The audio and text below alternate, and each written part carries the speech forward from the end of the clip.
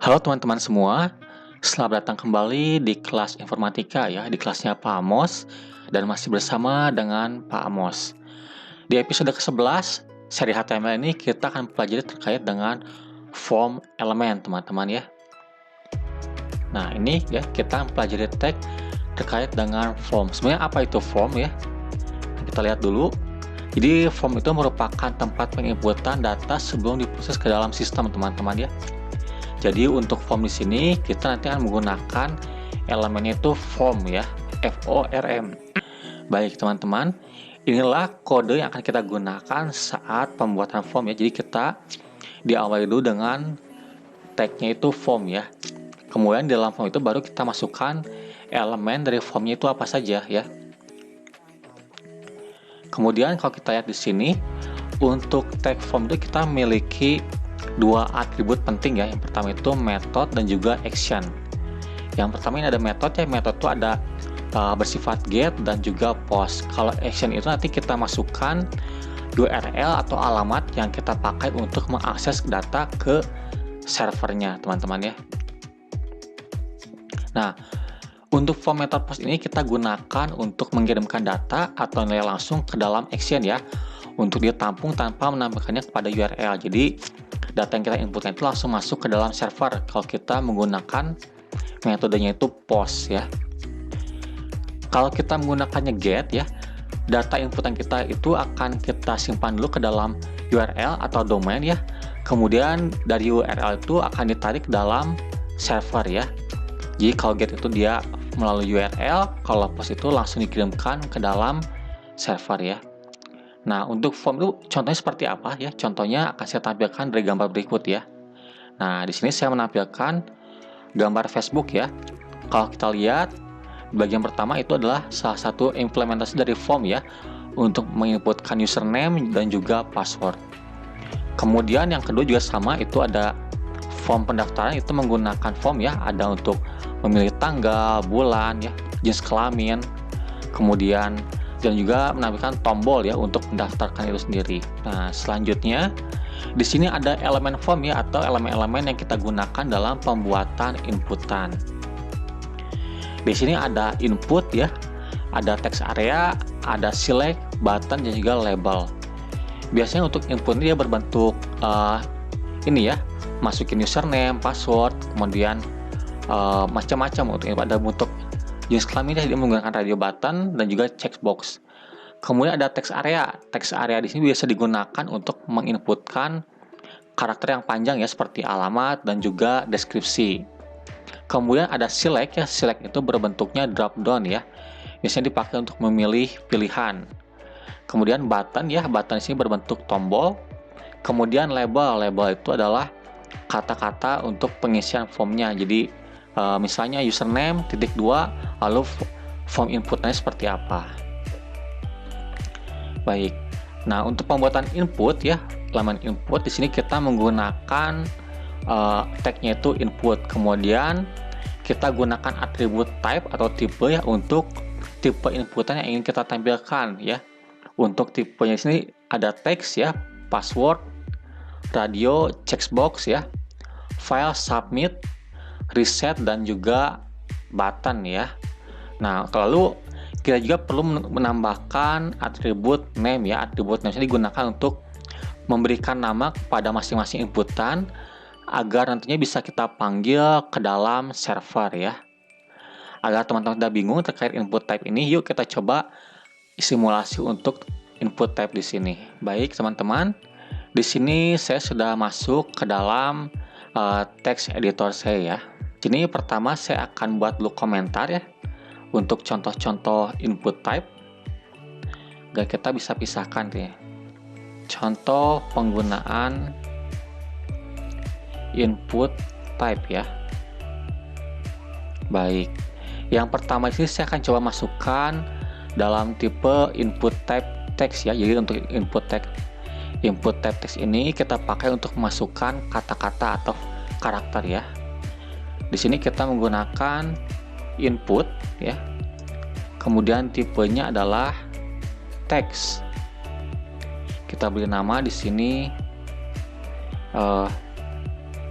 namanya alamat ya, atau boleh nama Anda. Oke. Lalu kita simpan dan kita lihat hasilnya untuk input type text ini seperti apa ya.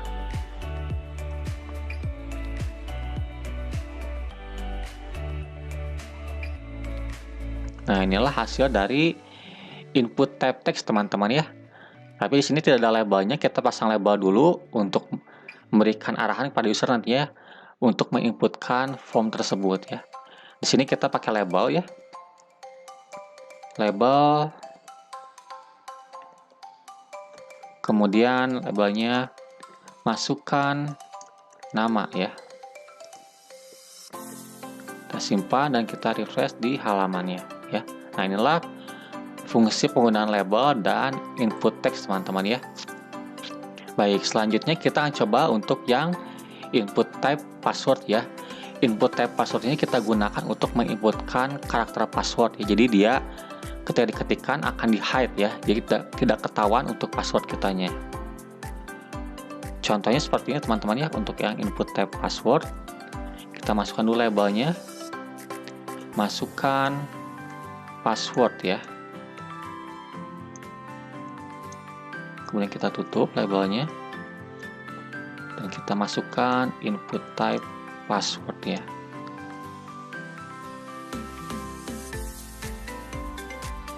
Password, kemudian name-nya password Anda ya.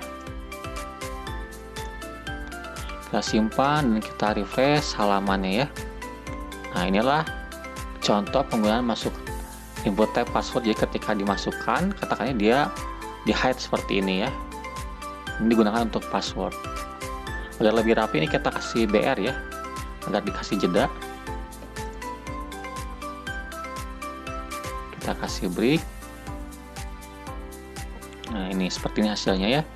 Selanjutnya di sini kan kita coba untuk yang input type radio button ya. Biasanya untuk radio button ini kita gunakan untuk menginputkan jenis kelamin ya. Kita coba untuk yang radio button ya.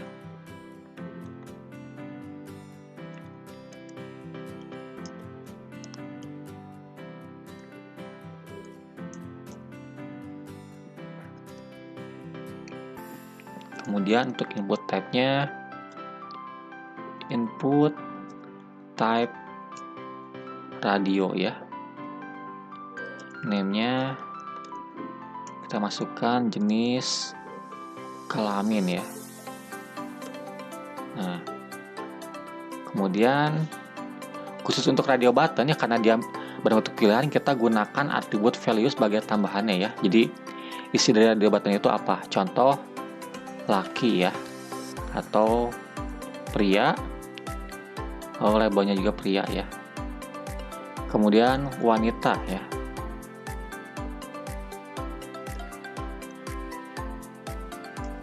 Value-nya wanita.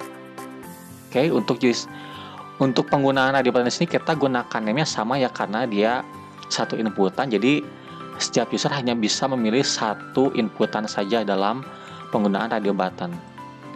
Contohnya seperti ini ya. Nah, ini penggunaan radio button. Jadi user itu hanya bisa mengklik atau memilih salah satu saja.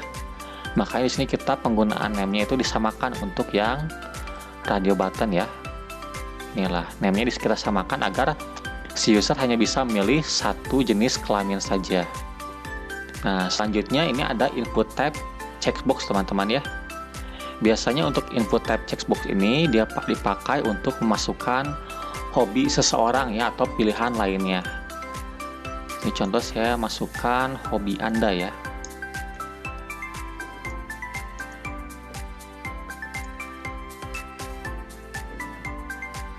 Kemudian saya masukkan input type checkbox ya. Kemudian name-nya saya masukkan hobi 1 ya. Nah, kalau ini kalau hobi ya, atau penggunaan checkbox, dia namanya boleh yang lain, tidak seperti radio button ya, karena seorang bisa milih satu atau lebih pilihannya. Hobi saya bola ya. Kemudian karate.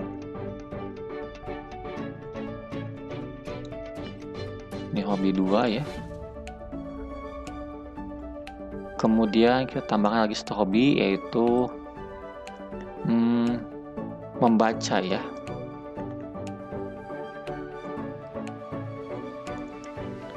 Membaca, ini hobi 3. Kita simpan dan kita lihat hasilnya seperti apa untuk yang input type checkbox ini ya. Nah, inilah hasil dari yang input type checkbox ya. Kita bisa milih satu atau lebih pilihannya ya. Ini untuk checkbox. Selanjutnya di sini kita ada input type file teman-teman ya. Kalau yang input type file ini biasa kita gunakan untuk menginputkan atau menguploadkan suatu file ya. Contoh di sini saya labelnya untuk yang file upload foto Anda ya.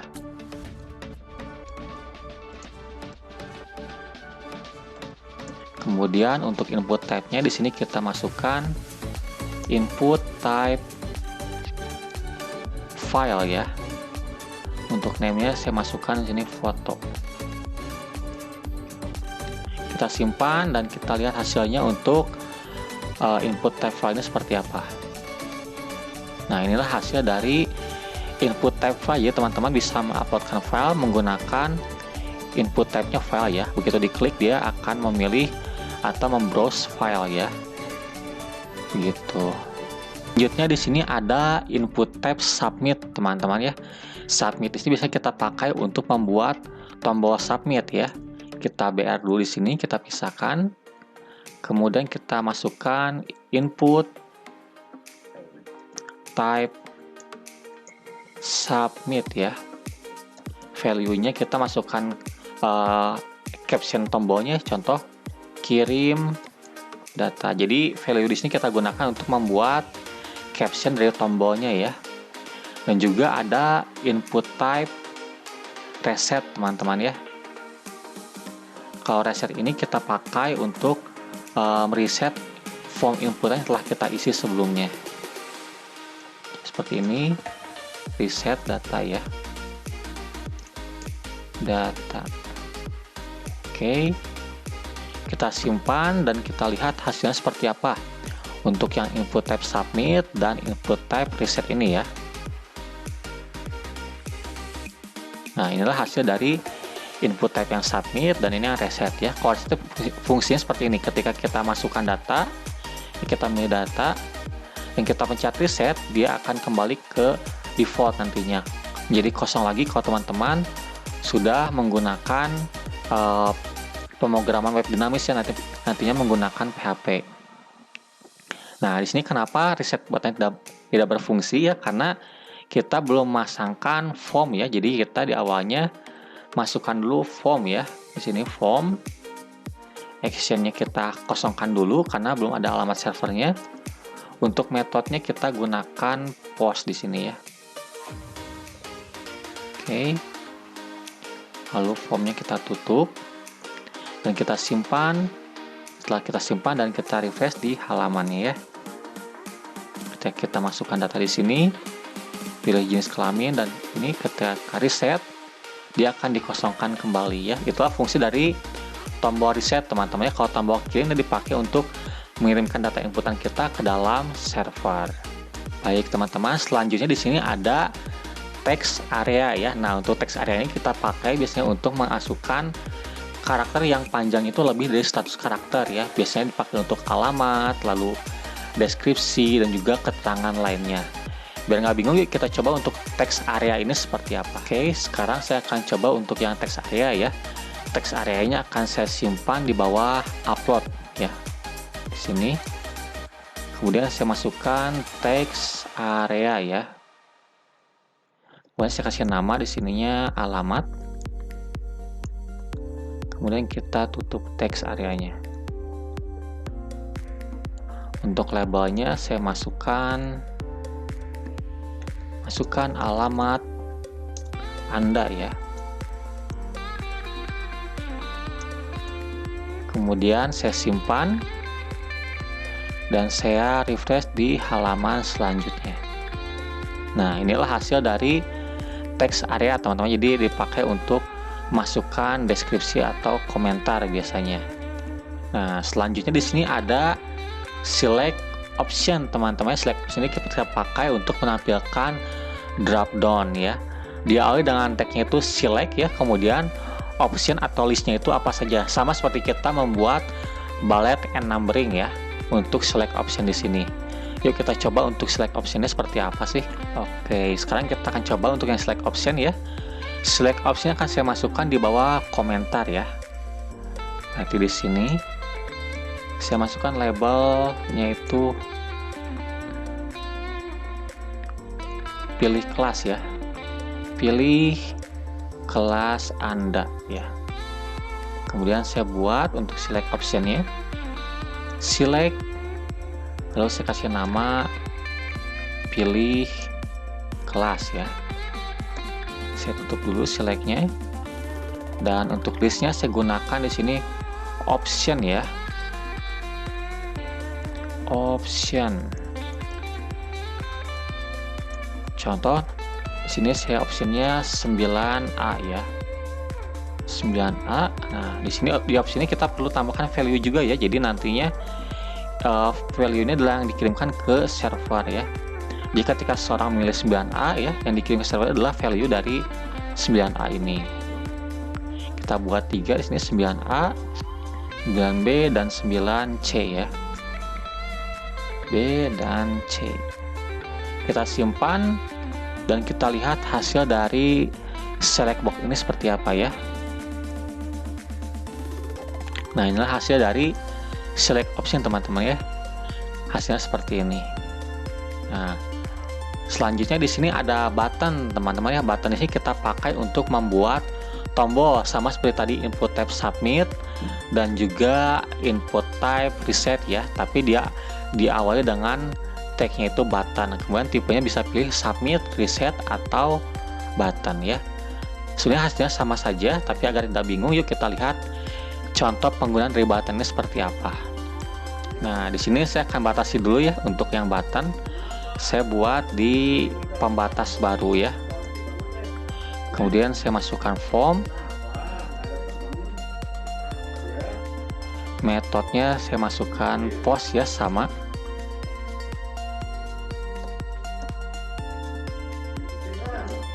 Kemudian saya langsung sini gunakan button ya.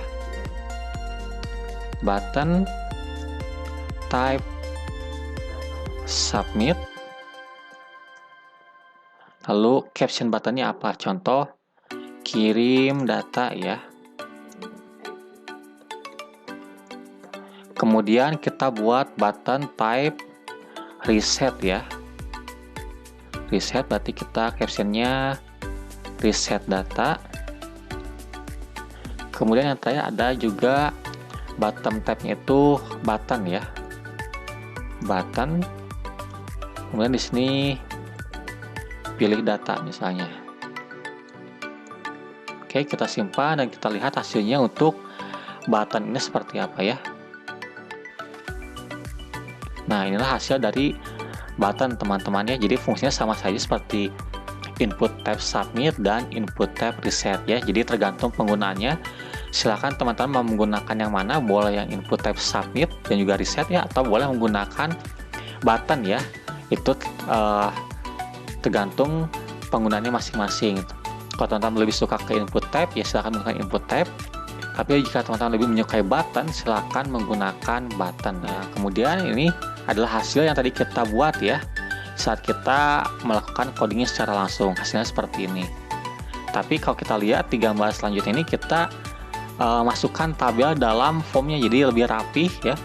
Nanti hasil akhirnya akan seperti ini. Nah, untuk yang perapian form ini menggunakan akan saya jelaskan di video ini ya teman-teman. Silakan untuk melakukan eksplorasi dan mencoba menggabungkan antara tabel dan juga form input ya. Untuk video kali ini saya cukup sampai di sini. Semoga video yang teman-teman tonton sekarang ini bisa membantu teman-teman lebih lanjut terkait pelajari pemrograman web menggunakan HTML ya.